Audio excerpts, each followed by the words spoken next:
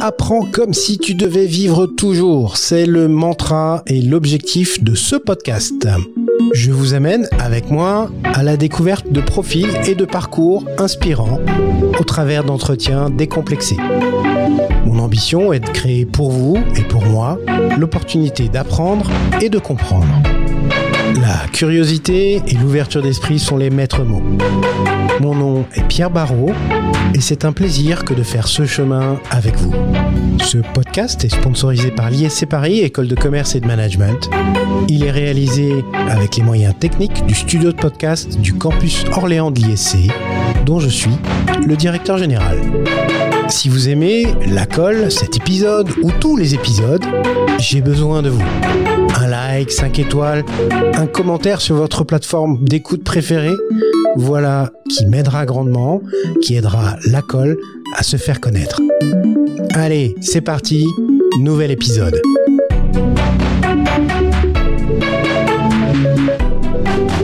Chers amis, bienvenue sur ce nouvel épisode de La Colle. Aujourd'hui, notre invité, Jean-Claude Bénard. Salut Jean-Claude. Bonjour Pierre. Alors avec Jean-Claude, on a une histoire, une longue histoire qui date, qui est antédiluvienne. Parce qu'on a bossé ensemble dans les systèmes d'information et on a eu des belles aventures professionnelles ensemble. Et vous allez voir que aujourd'hui, je trouvais intéressant de partager avec vous l'histoire de Jean-Claude. Pour la petite histoire, on a cafouillé comme on pouvait sur cet enregistrement. On a essayé X plateformes. Là, on en est à enregistrer via nos téléphones portables. Espérons que ça donne quelque chose de sympa. Pourquoi ? Parce que les sujets qu'on va aborder sont pour moi importants et je pense que c'est aussi important de pouvoir échanger avec vous. Mais avant de passer à tout ça, Jean-Claude, est-ce que tu veux bien en quelques mots te présenter ?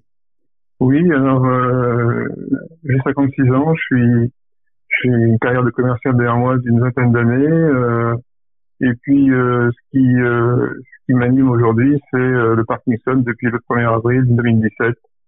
Voilà à peu près ce que je pourrais dire sur ouais. Sur moi. Alors, je te trouve bien modeste parce que pas sur Parkinson, hein, mais sur le reste, parce que tu fais partie des rares personnes qui sont capables d'être sur des process de vente hyper complexes dans les très grands comptes avec des deals à plusieurs millions d'euros. T'as bossé chez Microsoft, t'as bossé chez HP, enfin voilà. En effet, j'ai fait plusieurs grosses sociétés comme effectivement Oracle, Microsoft, HP dans des rôles de commerciaux spécialisés sur l'aspect décisionnel ou spécialisés sur l'aspect base de données, sur des gros projets sur des secteurs comme la banque, finance, assurance, secteurs comme l'automobile le commerce en fait ça n'a pas été d'emblée, ça a été ma seconde alternative parce qu'en fait tout s'est joué un jour de 1989 au poker et j'ai perdu pas mal de fric au départ. Ah ouais, je savais pas ça. Et j'ai dû passer des techniques au commercial quasiment d'un mois sur l'autre pour renflouer les caisses. Voilà comment ça a commencé au départ. Je savais pas. Incroyable. Du coup, depuis j'ai arrêté de jouer au poker. Tu m'étonnes. Et donc, j'ai entamé une carrière de commercial effrénée, passionnée et passionnante. Et donc, comme tu l'as dit, effectivement, sur des comptes comme ceux qu'on a cités, voilà.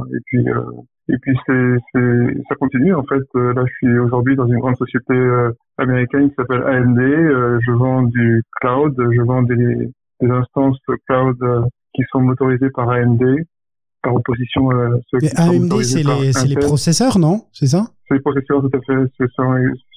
Nous sommes les concurrents d'Intel. Donc en fait, en gros, chez Microsoft, AWS, Amazon et Google, il y a des instances cloud qui sont soit motorisées par Intel, soit motorisées par AMD. Et donc, en fait, mon rôle, c'est de faire en sorte que les grandes sociétés françaises acquièrent des instances chez Google, Microsoft et Amazon, motorisées par AMD. Je comprends. Voilà. Mais alors, tu vends à qui exactement? Alors, mon territoire va de Vladivostok à Johannesburg. Je vends aussi bien à Aramco qu'à France Télécom, qu'à Orange. C'est Orange. Ouais, mais on est vieux, nous, ça s'appelle encore France Télécom. C'était quasiment les PTT, ton affaire. Exactement. Que BBVA en Espagne. Donc, effectivement, ce sont des projets de transformation digitale de on-prem vers le cloud. En ce moment, c'est plutôt la tendance mainframe vers le cloud. On a aussi des projets de type HPC, donc High Performance Computing, des projets de type, par exemple, chez les constructeurs automobiles, de type crash test, qui veulent rapatrier sur le cloud pour des raisons de ressources et de performance, parce qu'effectivement, des machines de ce type-là doivent quasiment se changer tous les 6 mois et ces budgets sont colossaux et le cloud a une raison là-dedans. Juste pour moi et pour un peu de fun, un deal moyen, c'est combien?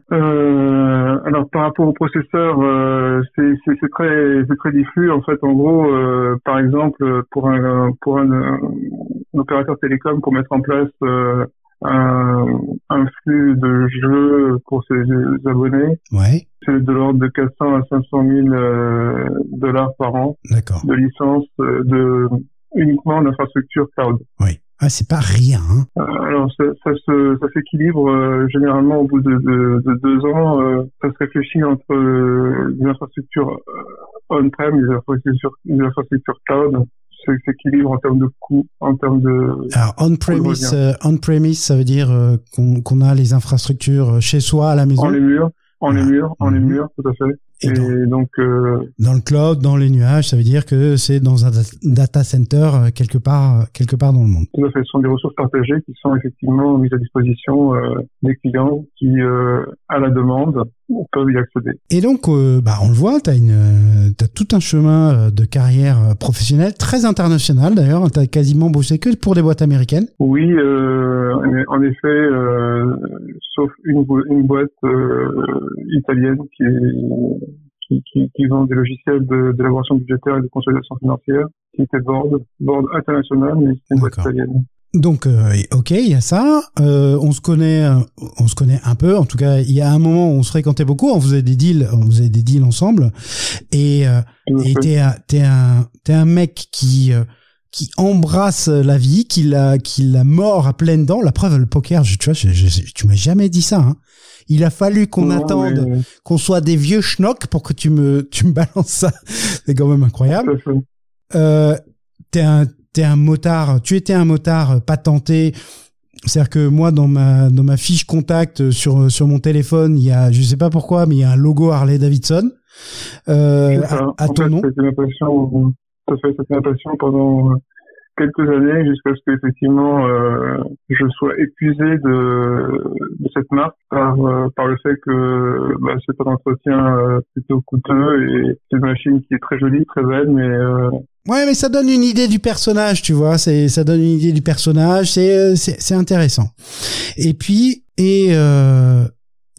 alors. Le sujet, je suis désolé, je cherche un peu de mes mots parce que j'essaye de faire attention à ce que je dis parce que je te l'ai dit avant, on va parler de la maladie de Parkinson, mais pour moi c'était tout sauf réduit à ça, donc j'essaie vraiment de faire attention à ça.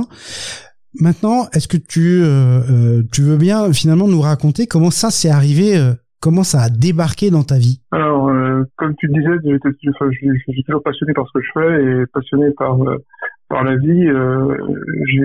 J'ai un mot-clé en tête, c'est jouissance en tout, dans ce que je fais, dans ce que je pense, dans ce que j'ai envie de faire, dans mes relations. Je cherche toujours à avoir le meilleur de ce que je peux en tirer et en ayant une conscience du présent très importante. Et c'est ce qui m'a toujours sauvé dans les affaires, c'est que quand je parle à quelqu'un ou quand je m'investis toujours au présent. Oui. Et cette façon de voir me permet aujourd'hui de vivre dans mon entreprise, au sein de mon entreprise, comme je vivais avant le Parkinson.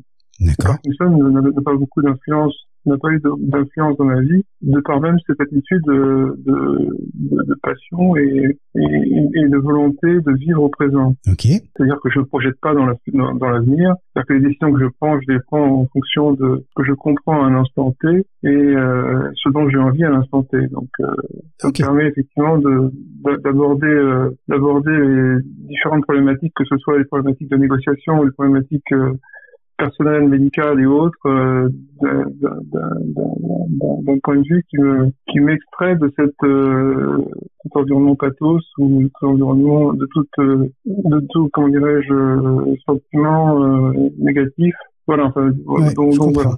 C'est pour donner un peu un contexte. Et en fait, il n'y a pas eu, je me suis passé le 1er avril 2017, j'ai eu ce diagnostic de Parkinson.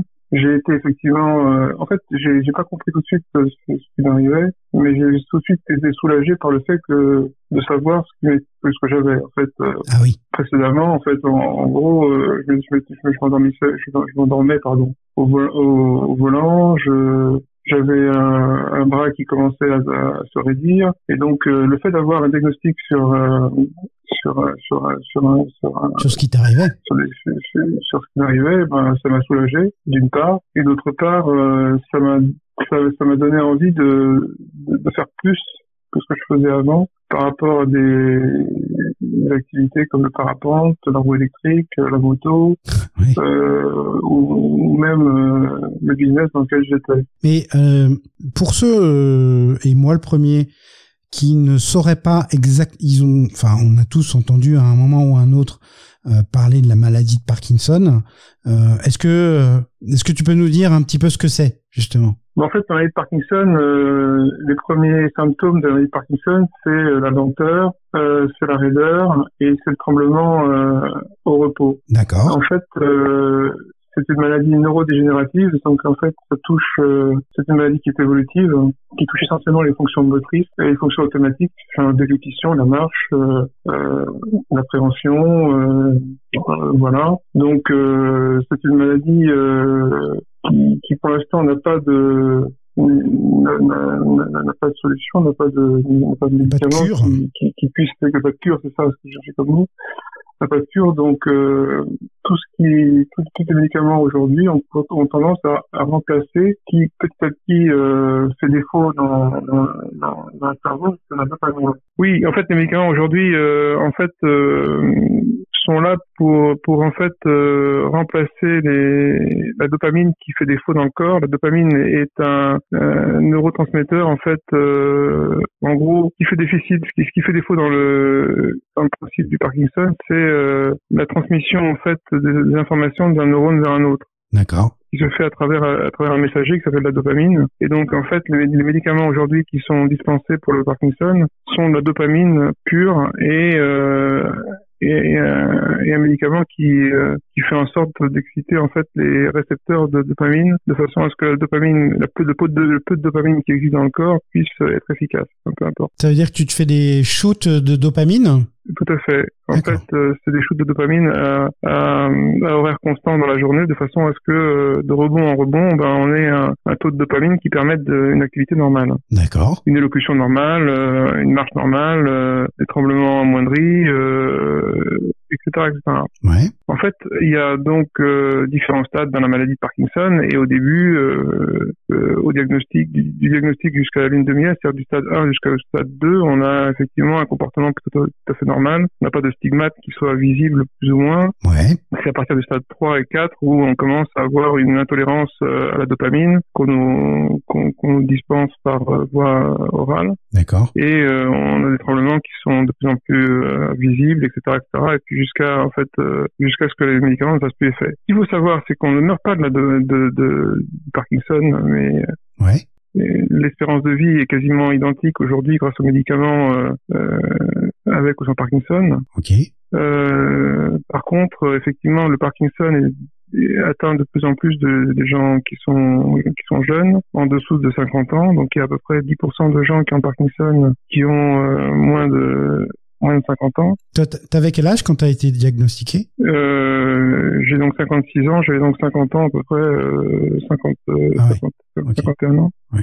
Quand j'étais diagnostiqué. En fait, je pense que la maladie courait depuis déjà 2-3 ans bien facilement. D'accord. Ce qu'il faut savoir, c'est qu'il y a à peu près 200 000 personnes en France qui ont le Parkinson, 25 000 par an supplémentaires. Et comme je disais, donc il y a à peu près 10% de personnes qui ont le Parkinson en dessous des 50 ans. Donc voilà ce qui caractérise la maladie de Parkinson en quelques mots, un peu long, mais quelques mots. Ouais, excuse-moi. J'ai bien noté ton côté être dans le présent, etc. Quand même, quand on t'annonce ça, c'est quand même un truc qui tombe un peu sur le coin de la gaufre. Alors, effectivement, on peut mettre le genou à terre, et c'est ce que j'ai fait parce que une fois que le diagnostic vous a été annoncé, tu comprends pas trop ce que veut dire le Parkinson. T'arrives chez toi, tu googles ça et tu trouves ce que c'est et tu te dis, wow. Je suis vraiment dans la merde. Ouais. Et donc, deux solutions, soit on se jette par la fenêtre, soit on regarde autour de soi et puis on se dit, dans une semaine, j'ai un rendez-vous pour faire du parapente avec les potes et je vais pas louper ce rendez-vous, quoi. Ouais. Parce que ça fait déjà 3 mois qu'on est sur ce plan de se passer une semaine avec les bains. Donc voilà, donc on se dit faut y aller, faut vivre. Ouais. Et donc la moralité de cette histoire, c'est que à l'annonce d'un diagnostic du Parkinson, la vie s'arrête pas. Ouais. La vie s'arrête pas et on n'est pas différent l'heure d'avant d'être rentré d'être rentré en cabinet du médecin et l'heure d'après. En fait, et c'est en cela que c'est important d'intellectualiser et de se remettre au présent. C'est que de toute façon, Parkinson ou pas Parkinson, on n'est jamais celui qu'on a été et on ne sait pas ce qu'on sera. Par contre, le présent est le seul moment où on est capable d'intervenir et d'agir avec les moyens dont on dispose à l'instant T. Donc il n'y a pas de surprise, il n'y a pas de fantasme, il n'y a pas de fantôme. On est dans le présent et cette attitude, d'ailleurs c'est pas, enfin je suis un adepte de Eckhart Tolle, oui. qui est un grand gourou du moment présent et cet aspect-là m'a sauvé parce que c'est toujours ce que j'ai pu c'est avec cette attitude qu'on peut avancer, progresser et en même temps mener de front une activité personnelle, une activité professionnelle et puis gérer les aléas du Parkinson qui sont la grande fatigue, qui sont de temps en temps une élocution qui part en vrille, des transpirations en veux-tu en voilà, des tremblements dès qu'il fait un peu froid, on a l'impression d'être un shaker, une machine à laver en mode essorage. Voilà. Comment tu gères l'annonce à tes proches? Et puis derrière, parce que je sais que ça a été un sujet, l'annonce à ton employeur. Alors, ma motivation première et les conséquences sont directement liées aux conséquences. Ma motivation est liée aux conséquences de la maladie de Parkinson, qui en fait isole. Parce qu'effectivement, quand on a le Parkinson, on a honte de le dire. Ouais. On a honte de le dire à ses proches, dans son milieu professionnel et à ses amis, parce qu'effectivement, c'est un handicap, d'une part. Ouais. Et deuxièmement, les conséquences de la maladie, c'est qu'en fait, c'est un déséquilibre permanent entre le mental, le physique et le social. La conséquence immédiate du Parkinson, c'est qu'à un moment donné, t'as de la bave au coin de la lèvre, quoi. T'as du mal à te servir de la fourchette pour découper ta pizza. T'as des envies d'aller aux toilettes toutes les 2 secondes.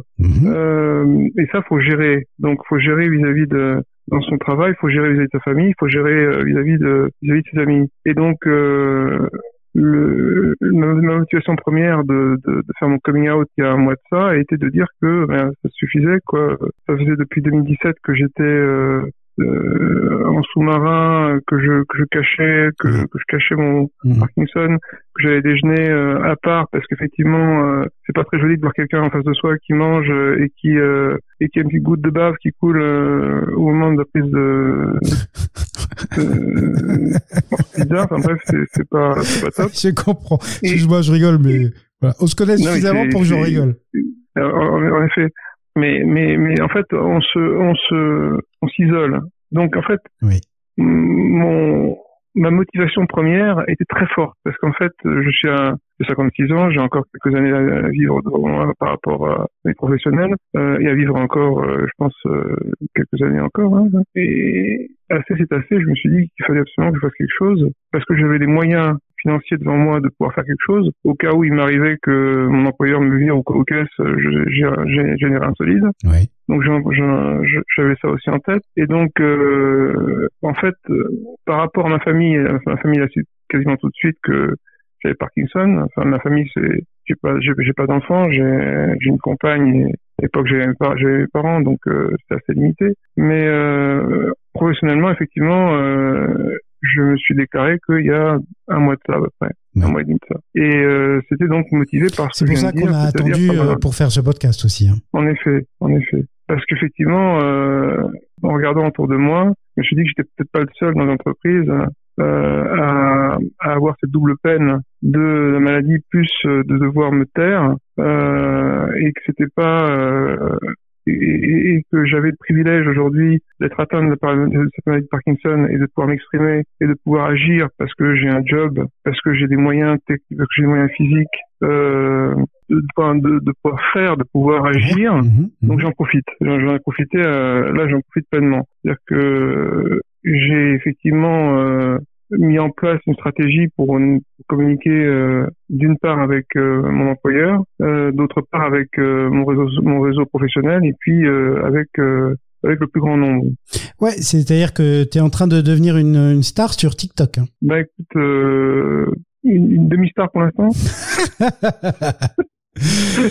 Mais non, mais j'arrête pas de te voir. Alors moi, je suis un fan de TikTok et j'arrête pas de te voir. Donc tu postes énormément en plus. Je poste tous les jours une vidéo. En fait, voilà.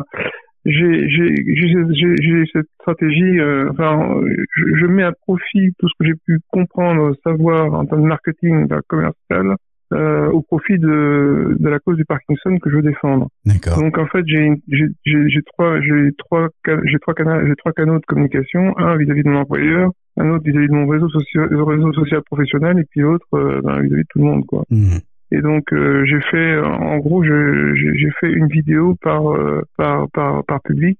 J'ai fait une vidéo pour l'entreprise pour m'adresser à la RH, pour m'adresser à mon manager et j'y suis allé franco quoi. J'ai appelé ma RH, je lui ai demandé de se pencher sur une URL que j'avais préalablement préparée sur YouTube. Ah, t'as fait ton coming out comme ça? Tout à fait. Waouh. Et donc, parce qu'en fait, c'est très difficile de dire à quelqu'un ce que l'on veut lui dire sans avoir d'émotion. Enfin, en tout cas pour moi. Ouais. En fait, je mets beaucoup de passion dans ce que je dis. Ça s'entend d'ailleurs dans la communication qu'on a en ce moment. C'est-à-dire que je suis très sensible. Je suis surtout que la maladie de Parkinson, ça sensibilise encore plus. D'accord. Donc, je voulais pas bafouiller. Je voulais pas être. Oui. Je voulais pas faire je voulais que ce soit bien fait, donc j'ai préparé ça dans une vidéo et c'est passé comme une lettre à la poste. Surtout qu'en ce moment, les entreprises sont très focalisées sur ce qui est inclusion et diversité. Oui. Donc c'est vraiment un thème qui est important dans les entreprises. Donc ça a alimenté en fait en gros ce sujet pour les ressources humaines. Ouais, je comprends. J'ai pris la même vidéo, je l'ai présentée à mon manager, ça s'est bien passé également, et donc voilà. Alors je comprends bien que c'est à noter quand même, hein, parce que je suis pas persuadé que ça se passe comme ça dans toutes les situations. Hein. Tout à fait. Je pense que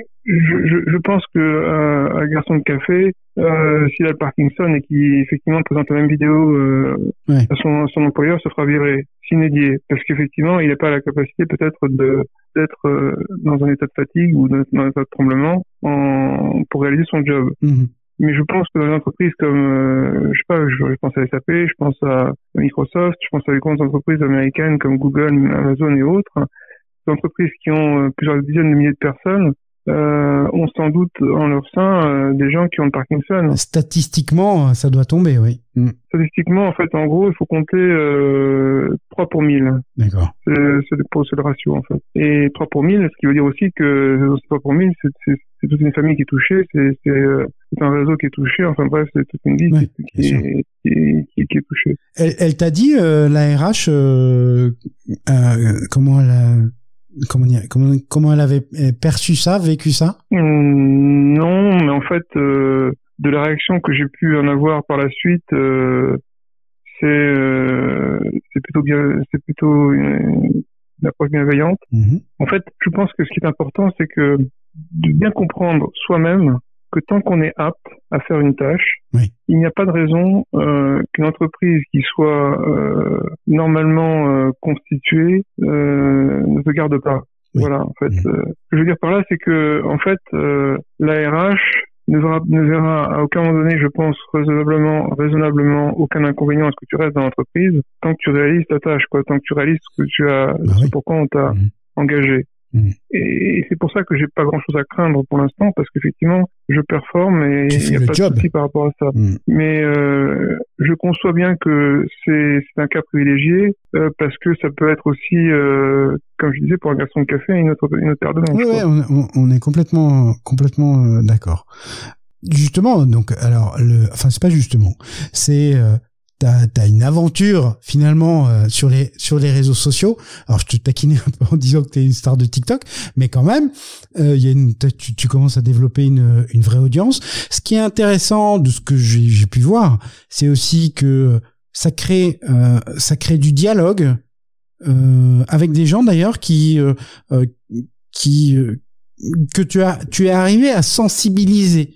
Ça me semble intéressant, ça. C'est-à-dire que c'est des gens qui sont pas forcément touchés par cette maladie, ou ni même pas chez leurs proches, mais voilà, ça crée quelque chose, non?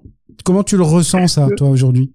Alors, en fait, je suis arrivé à TikTok par rebond et par par raisonnement. En fait, il se trouve que quand on veut être public sur une cause personnelle, commerciale ou quoi, on a le choix entre des formats longs comme sur YouTube ou sur Facebook, ou des formats courts comme sur TikTok. La tendance aujourd'hui est vraisemblablement au format court, parce que c'est facile à produire et c'est facile à consommer. C'est pour ça qu'on fait un podcast qui dure 1 heure. En tout cas, le raisonnement que j'ai suivi est celui-là. Et donc, mon objectif avec le Parkinson, et comme pour tout ce que je fais dans la vie, c'est d'aller vite, rapidement. Et en fait, il se trouve que si jamais j'étais parti dans un format long, j'aurais dû prendre, je commençais à prendre quelque chose comme 1 semaine pour produire une vidéo de 15 minutes ou 10 minutes, et ça représentait un travail colossal.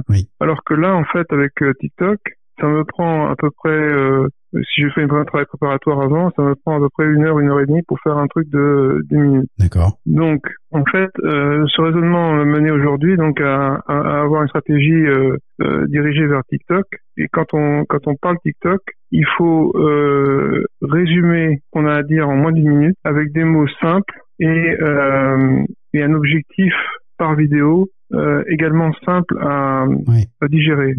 Et il faut que ce soit à la fois informatif, sexy et utile. Parce que je garde en tête que mon objectif est de démystifier cette maladie du Parkinson, c'est-à-dire de faire comprendre en quoi consiste cette maladie et quelles sont les implications de cette maladie. Et que, ayant un Parkinson, on n'est pas encore mort. C'est important de le dire. Complètement. Donc il faut s'exprimer sur le fait que il faut apporter des solutions, des trucs et astuces pour ceux qui ont Parkinson puissent comprendre, par exemple, comment pouvoir découper une pizza, on en parlait tout à l'heure. Tout à fait, découper une pizza, transformer une chemise avec des boutons pression, résoudre ce problème à qui s'adresser pour essayer en cas de problème nutritionnel, comment on fait pour gérer ses émotions, etc. Oui, c'est des trucs pratico-pratiques, hein. Exactement, parce que je suis pas médecin, donc effectivement, il faut pas non plus que j'embarque dans des des posologies ou dans des médications que je maîtrise pas. Absolument. Donc en fait, ce que je peux maîtriser, c'est l'aspect mental, c'est l'aspect social, c'est l'aspect physique à travers des trucs et astuces, à travers des témoignages que je peux collecter, à travers des expériences que j'ai pu vivre ou que d'autres ont pu vivre. Et c'est important voilà, c'est pour ça que j'ai choisi en fait, en gros, de communiquer de façon simple pour pouvoir à la fois apporter des trucs et astuces et des solutions pour ceux qui ont le Parkinson, et aussi pour pouvoir éclairer les accompagnants ou la famille sur cette maladie. Et je prends un cas d'école. C'est un gosse qui m'a interpellé sur TikTok en me disant que son père a le Parkinson, il a des fils qui dépassent de sa tête. Ah. Et je lui ai dit, bon, écoute, oui, effectivement, ton père a une stimulation cérébrale profonde, c'est une sorte de pacemaker, mais au niveau du cerveau, pour pouvoir, à un stade déterminé du Parkinson, quand les médicaments font plus effet, on met des électrodes dans le cerveau pour que le cerveau puisse produire et puisse réagir, etc., etc. Et je lui disais qu'il y a au moins une dizaine de personnes qui ont fait des performances sportives, grimper des montagnes, fait le Tour de France et autres, avec ce type de dispositif. Donc son père était tout à fait apte à être normal comme tout un chacun, avec ces fils qui dépassent, mais qu'il n'avait pas, il pouvait compter sur son père pour faire pour être son père, quoi. Je veux dire, pour être normal. Et donc c'est important de pouvoir à la fois éclairer les gens qui sont accompagnants autour du Parkinson, aussi bien que les gens qui ont le Parkinson. Ouais, je comprends. Oui. Ben parce que effectivement, c'est ce que tu disais, c'est il faut pas tomber dans l'isolement, et au contraire, tu vis avec, quoi. Et avec au sens large du terme, c'est-à-dire que tu vis avec la maladie, bien évidemment, mais surtout tu vis avec ton environnement autour. Voilà, il faut faire avec, et c'est important d'être soi-même et de ne pas être le Parkinson. Ouais. C'est partie d'un de mes sujets que j'ai traité récemment, c'est-à-dire que pour pouvoir vivre le Parkinson, il faut continuer à vivre, il faut continuer à être soi-même avec les contraintes du Parkinson. Oui. Et le but de la manœuvre, c'est bien de continuer à être soi-même, de mieux se connaître et de vivre au présent. C'est trois composants qui sont essentiels à mon sens pour être au mieux, même avec le Parkinson ou sans Parkinson. Ça t'a provoqué quoi, le fait de voir que justement que les gens sur ta communication réagissaient? C'est poignant parce qu'en fait quand quelqu'un d'une trentaine d'années t'appelle pour dire que ça fait 5 ans qu'il a Parkinson et que c'est un tourneur-fraiseur et qu'il a été viré de son boulot parce que il a eu le Parkinson et que sa femme l'a quitté et que il a passé 7 mois dans sa voiture, etc. Donc il y a des témoignages qui sont poignants, des témoignages qui sont encourageants parce qu'il y a des témoignages qui te disent c'est bien ce que tu fais comme communication et que je savais pas qu'on pouvait faire ça ou qu'on pouvait effectivement avoir telle astuce ou telle solution pour ces émotions, quoi, ok, ce machin visuel, etc. Et c'est à la fois poignant, c'est à la fois stimulant, et puis ça fait un peu la trouille quand même de temps en temps. Pourquoi ça vous la trouille? Parce que ça met une pression sur la précision de ce qu'on a.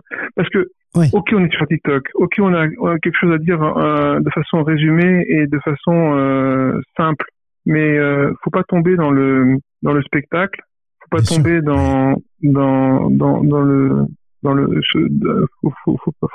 faut pas dire le mauvais mot. Il faut être exact dans ce qu'on dit et il faut avoir du fond. D'un seul coup, tu prends une responsabilité éditoriale. Tout à fait. Et ce qui m'a amené en fait à avoir une démarche supplémentaire, celle de me rapprocher de France Parkinson et de me rapprocher de la Pitié-Salpêtrière pour acquérir de l'information. Ah, d'accord. Je vais avoir de l'information sur Parkinson, sur la façon d'accompagner des malades du Parkinson en tant que Parkinsonien moi-même, et je vais pouvoir aussi sous l'égide du Fonds de France Parkinson animer une fois par mois ce qu'on appelle un café Parkinson, un café jeune Parkinson. C'est-à-dire en fait en gros c'est un groupe de parole de personnes de moins de 60 ans qui ont le Parkinson, qui sont en activité ou qui sont effectivement au chômage, mais qui sont effectivement en âge d'être en activité. Ouais. Et donc en fait, je vais pouvoir de cette façon avoir un peu plus d'épaisseur, un peu plus de, comment dirais-je, d'informations pour pouvoir adresser C'est génial ça. mon public. Mmh. Donc voilà. Mais encore une fois, c'est important de garder sa passion, sa foi, parce que comme je disais tout à l'heure, c'est difficile d'entendre ce qu'on entend de temps en temps, et puis c'est une grosse responsabilité, quoi. C'est presque plus de responsabilité que de signer une grosse affaire à quelques millions d'euros, quoi. Ouais, puis là tu traites avec de l'humain, hein. Traite avec de l'humain, et c'est de l'humain, c'est de l'humain en difficulté, c'est de l'humain en demande. Et puis il faut vraiment avoir le bon discours par rapport à, parce qu'en fait il n'y a pas qu'un Parkinson, il y a différents, enfin il faut vraiment être humble par rapport à cette maladie. C'est que en fait, par exemple, dans mon cas, je n'ai pas de tremblement, j'ai une lenteur qui est visible, j'ai de la salive qui est très présente, j'ai pas de tremblement, et j'arrive encore à articuler, j'arrive encore à m'exprimer. Ce qui n'est pas forcément le cas de gens dès le départ, quoi. Enfin bref. Ouais. Donc voilà, enfin bref, il faut avoir le bon discours par rapport aux gens qui ont le Parkinson, parce que faut pas prendre tout le monde pour tout le monde a un stade différent, quoi. Voilà, je veux dire, c'est ça, quoi. Donc il faut avoir un bon discours avec le bon propos. Ok. Donc ce chemin-là, alors je sais pas comment on dit ça, du coming out, mais et plus généralement de prise de parole, c'est pas un chemin que tu regrettes aujourd'hui? Alors, ce qui est certain, ce que je regrette, c'est de ne pas l'avoir fait plus tôt. Ah, ouais. Parce que c'est stupide, et c'est pas que je veux dire stupide, mais en tout cas c'est regrettable d'avoir attendu autant de temps pour m'exprimer, parce qu'en fait j'ai pas eu du temps à ne pas avoir fait, à ne pas avoir communiqué, à ne pas avoir dit les choses à mes collègues. Mais voilà, en fait, en gros, je dis que je le regrette, mais en tout cas, ce que j'apprécie, c'est que je l'ai fait, mais je regrette pas, je regrette en aucune manière d'avoir fait ce que j'ai pu faire jusqu'à maintenant, hein, en tout cas jusqu'à maintenant. Ah, ouais. Mais avec la trouille au ventre d'avoir le fond qui va bien, d'avoir le mot qui va bien, et de ne pas me planter, parce que je suis pas un professionnel du genre. Ouais, mais à la base, t'es un mec intelligent, t'es un mec fondamentalement humain, donc, enfin voilà, Et Pierre, ça suffit pas d'être humain et d'être, il faut être, c'est pour ça que j'ai dû avoir recours à la formation, parce qu'en fait, on touche à de l'humain, et l'humain demande beaucoup de tact, beaucoup plus de tact que dans les relations commerciales qu'on a pu avoir l'un l'autre, quoi. Ouais, c'est vrai. Ouais, en même temps, si tu joues pas l'humain, tu vends pas, hein, donc. Tout à fait. Mais enfin, tu peux, dans le commercial, tu peux fourguer, comme on dit. Allez, au cul du camion, monsieur. Allez, c'est bien. Non, mais par exemple, effectivement, tu peux rajouter des options, tu peux. Ouais, mais on est d'accord, c'est pas la même chose. C'est pas la même chose. Là, t'es dans l'échange, t'es dans la communication, effectivement dans l'information, avec un côté quand même de temps en temps sympa, qui est, moi, je sais plus si c'est dans une de tes vidéos sur YouTube, où je te vois sur un truc, une roue là, tu sais, comment ça s'appelle? Je sais même pas comment ça s'appelle. Oui, sur un monoroue électrique. Ça s'appelle une gyroroue. Un gyroroue, voilà. Une gyroroue.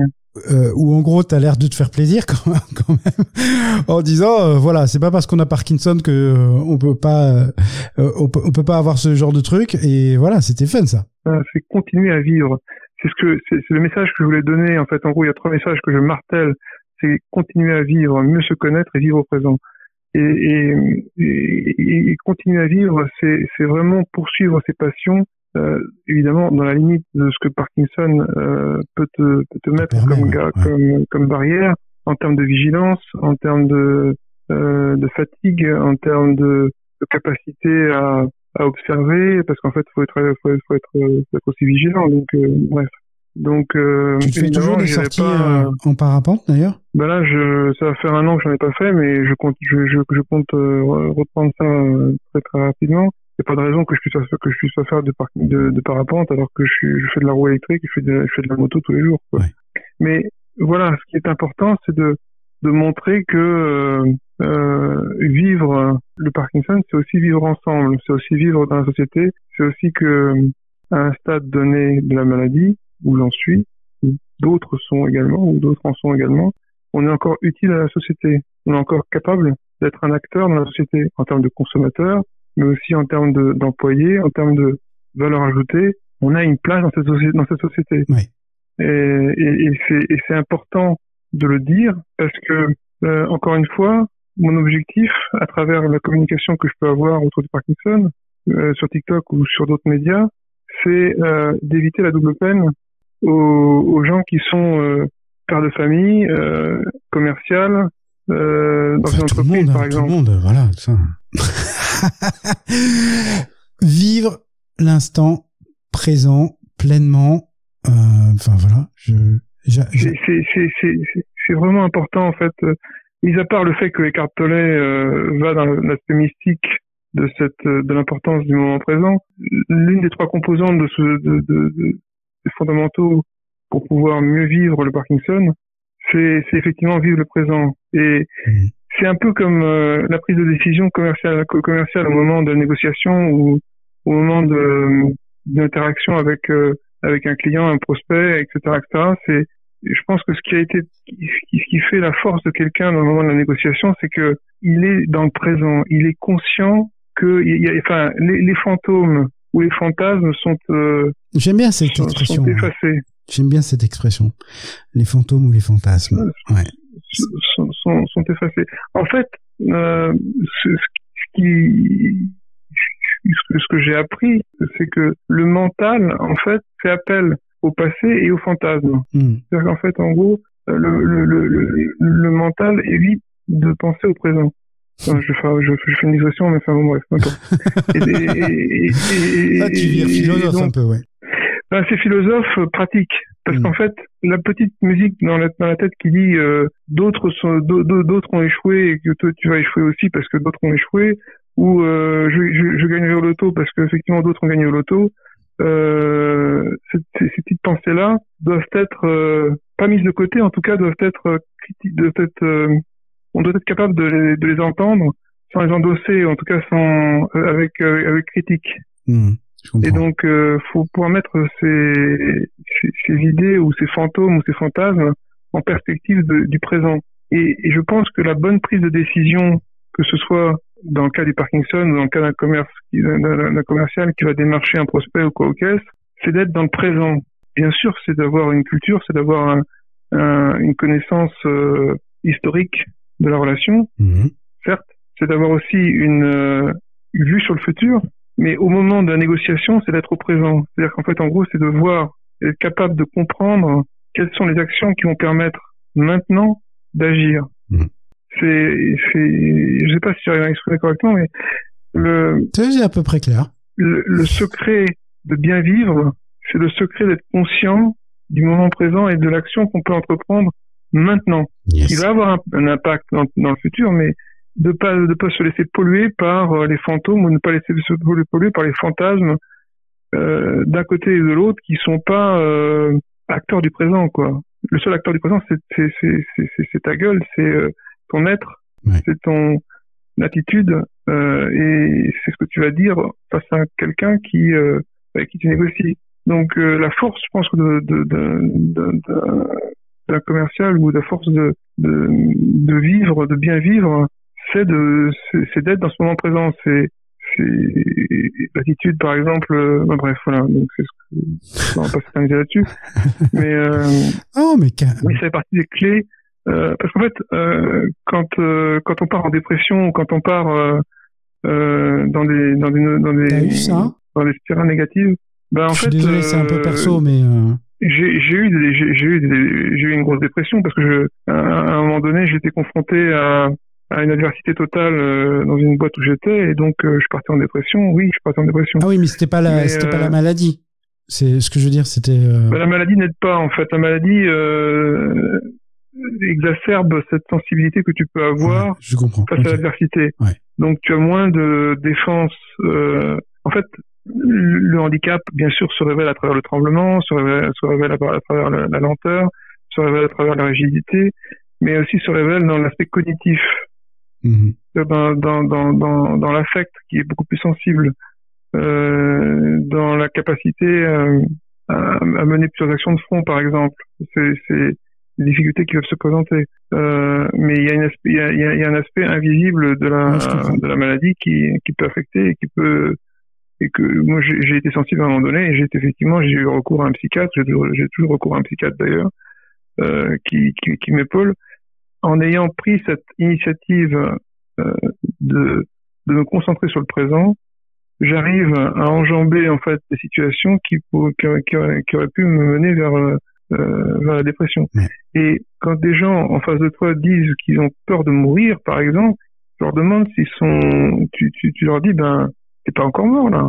Je prends des cas extrêmes pour dire juste la chose suivante, c'est que le problème du mental, le problème de notre mental, c'est que c'est un éternel balancier entre le futur et le présent, entre le futur et le passé. Et c'est ce mental qui nuit en fait au bien-être, en quelque sorte. Donc, dans le cadre du Parkinson, dans le cadre d'autres préoccupations qu'on peut avoir, il est important de se remettre dans le présent, et je pense que voilà, enfin bref. Non, mais c'est important. Puis le fait de ta maladie fait que ce conseil porte encore plus, si tu veux. Tu vois, enfin, si t'es... Tout à fait.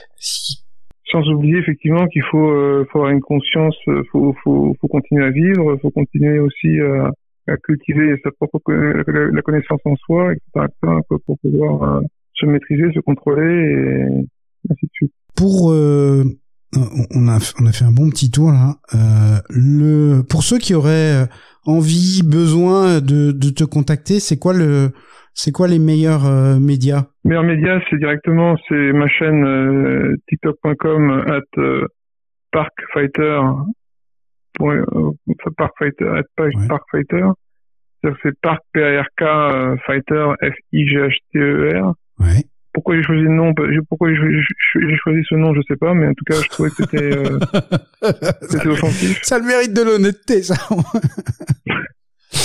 C'est un peu, c'est celui qui se bat. Mais non, c'est celui qui se bat, hein. Oui, en fait, c'est se battre un peu comme contre des moulins à vent, parce que de toute façon, c'est inexorable. Mais oui, c'est surtout bon, il y a ce canal qui est directement Parkfighter. Parkfighter. Ça doit être un @ Parkfighter sur TikTok. On te trouve. Si tu fais Parkfighter sur TikTok, on te trouve. Ouais. Exactement. Et puis, faut pas oublier non plus que il y a des grosses associations comme France Parkinson, ouais, qui sont aussi présentes pour répondre à toutes les questions qui se posent autour du Parkinson. Je mettrai le lien de France Parkinson dans la description de l'épisode. Et puis surtout, si jamais il y a des gens qui m'écoutent et qui sont dans le 92 et qui ont l'intention qui ont envie de participer à des groupes de parole sur le Parkinson, je vais organiser à partir du mois prochain en fait des groupes de parole qui s'appellent donc les cafés. Octobre 2021. Octobre 2021. Sous l'égide de France Parkinson, j'ai organisé donc dans le 92 une fois par mois, on appelle les cafés jeunes Parkinson, qui sont des groupes de parole dans lesquels que j'animerai avec un psychologue qui sera donc là également pour animer le groupe de parole. Parfait. Et donc ce qui est important, c'est de permettre à des gens qui sont encore en activité de pouvoir s'exprimer sur leurs problèmes, de voir comment on peut partager avec d'autres des expériences et des témoignages. Alors, Jean-Claude, tu vas pas y échapper parce que on y arrive, ça y est. C'est les 7 dernières questions de la colle de Jean-Claude Bénard. Alors, Jean-Claude, dis-moi, quel est ton mot préféré? Je pense que je me suis un peu trahi au départ. C'est mon mot préféré est un verbe qui est jouir. Pour tout ce qu'on a pu se dire. Non, je te laisse pédaler dans la choucroute tout seul là. Non, parce que jouir physiquement de ce qu'on fait, de ce qu'on sent, de ce qu'on dit aux autres, de ce qu'on peut recevoir des autres. Ouais. Et je trouve que c'est un mot pivot entre ce qui peut être néandertalien chez nous, quoi, et ce qui peut être futuristique aussi dans notre relation, quoi. Voilà, enfin, bref. Ok, je prends. Le mot que tu détestes. Bah, c'est anticonstitutionnellement. C'est très difficile à dire. Ok. Le son ou le bruit que tu aimes. Alors, c'est tout autour du parapente. En fait, c'est le bruit du vent dans les suspentes de la voile. Ah. Et c'est un son qui est omniprésent tout au long du vol en parapente. Ouais. Et ça fait un bien fou. Ouais, je veux bien croire. Le son ou le bruit que tu détestes. Marteau-piqueur. Ouais, classique. Très banalement. Parce que c'est discontinu et ça fait mal. Ton juron, gros mot ou blasphème favori? Bon, c'est pas trop original, je veux dire, mais c'est bordel de merde. Ouais, c'est un bon classique. C'est un bon classique.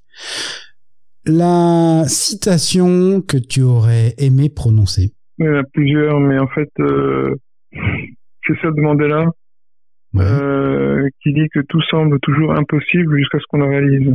Ouais. Jusqu'à ce qu'on le réalise. Joli.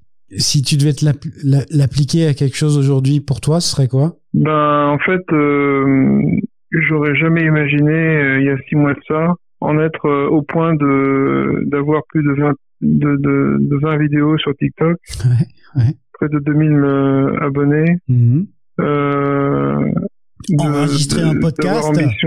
Enregistrer un podcast. Avoir l'ambition d'animer un groupe de parole sur le Parkinson. Ouais. Je suis un tout petit nain face à la pyramide, quoi, là. Franchement, je comprends. et je me dis que, bon, c'est possible.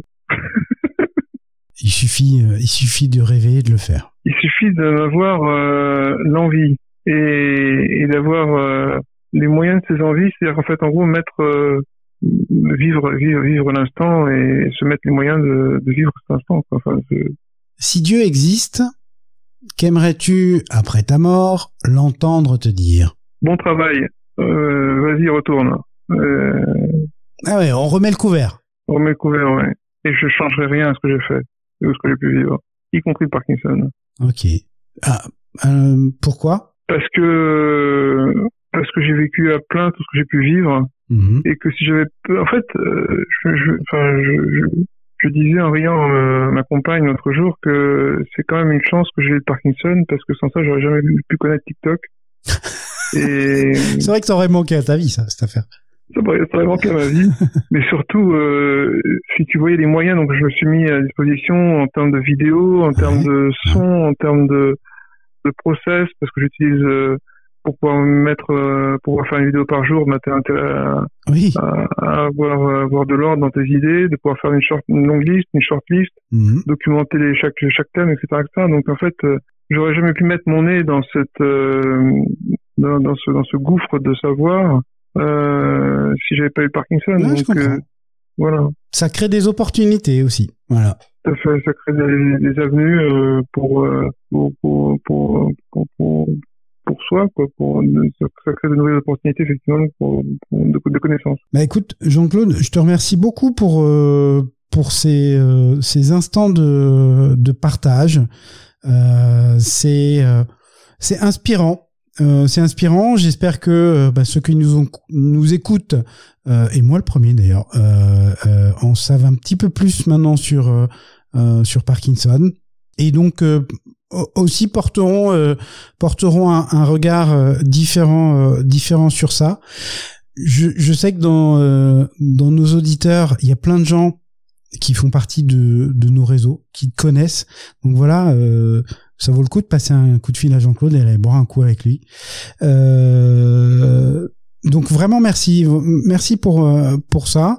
Et puis je mettrai tous les liens vers ton compte TikTok, vers France Parkinson, etc. Donc un grand merci, Jean-Claude, vraiment. Merci à toi, Pierre. Merci pour ton humanité et ta gentillesse.